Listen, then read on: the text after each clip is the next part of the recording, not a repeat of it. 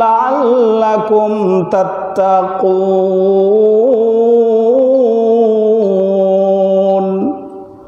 রোজা ফরজ করা হয়েছে যেন তোমরা মুত্তাকি হতে পারো।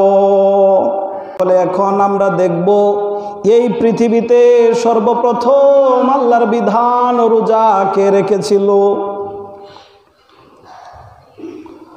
জির ইবনে হিশাম রাদিয়াল্লাহু আনহু একবার আব্দুল্লাহ ইবনে মাসউদ রাদিয়াল্লাহু আনহুকে আইয়ামে বীজের রোজা সম্পর্কে জিজ্ঞাসা করেন।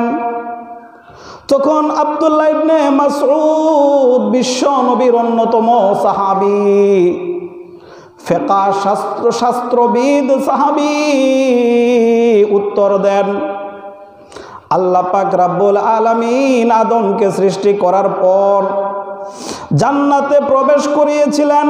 তখন আল্লাহ পাক আদম আলাইহিস সালামকে একটা ঘাসের ফল খেতে নিষেধ করেছিলেন।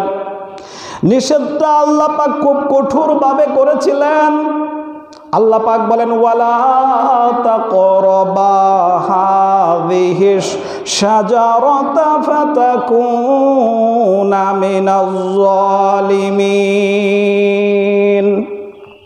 আল্লাহ পাক বলেন, গাছের ফল খাওয়া তো দূরের কথা, আদম এই গাছটার নিকটেই তুমি যেও না।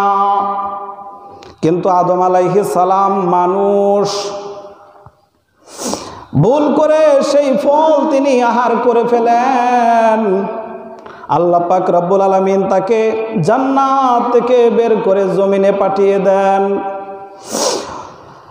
এই নিষিদ্ধ ফল আহার করার কারণে আদম আলাইহিস সালামের যে উজ্জ্বল চেহারা ছিল সেটা কালো কুৎসিত হয়ে যায়। ফেরেশতারা আদম আলাইহিস সালামের এই অবস্থা দেখে কেঁদে কেঁদে আল্লাহ পাকের কাছে বলেন, ও আল্লাহ, আদম তোমার শ্রেষ্ঠ সৃষ্টি, কত সুন্দর করে তুমি তাকে সৃষ্টি করেছ, আমাদের দ্বারা তাকে সেজদা করিয়েছ, জান্নাতের মধ্যে তুমি তাকে থাকতে দিয়েছ। শুধু সামান্য একটা ভুলের কারণে এখন দেখো জান্নাত থেকে তাকে দুনিয়াতে পাঠিয়ে দিলা, আর তার চেহারাটাও কালো কুৎসিত হয়ে গেল। আল্লাহ পাক রব্বুল আলামিন ফেরেশতাদের কথার জবাবে আদম আলাইহিস সালামের কাছে ওহী নাজিল করেন। আল্লাহ পাক ওহী নাজিল করে আদম আলাইহিস সালামকে বলেন, ও আদম, তুমি প্রতি আরবি মাসের 13, 14 এবং 15 তারিখে রোজা পালন করো।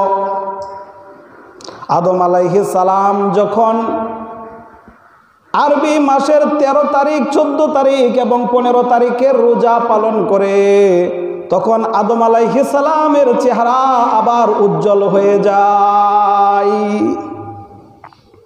সুবহানাল্লাহ। এজন্য এই দিনটিকে বলা হয় আরবি মাসের 13, 14, 15 এই 3টা দিনকে বলা হয় আইয়ামে বীজ, অর্থাৎ উজ্জ্বল দিন। পৃথিবীর প্রথম মানুষ আদম আলাইহিস সালাম প্রত্যেক আরবি মাসের 13, 14 এবং 15 তারিখ রোজা রেখেছিলেন। পৃথিবীর প্রথম রোজা আরবি মাসের 13, 14 এবং 15 তারিখের রোজা। আদম আলাইহিস সালামের পর হযরত নূহ আলাইহিস সালামকে বলা হয় দ্বিতীয় আদম।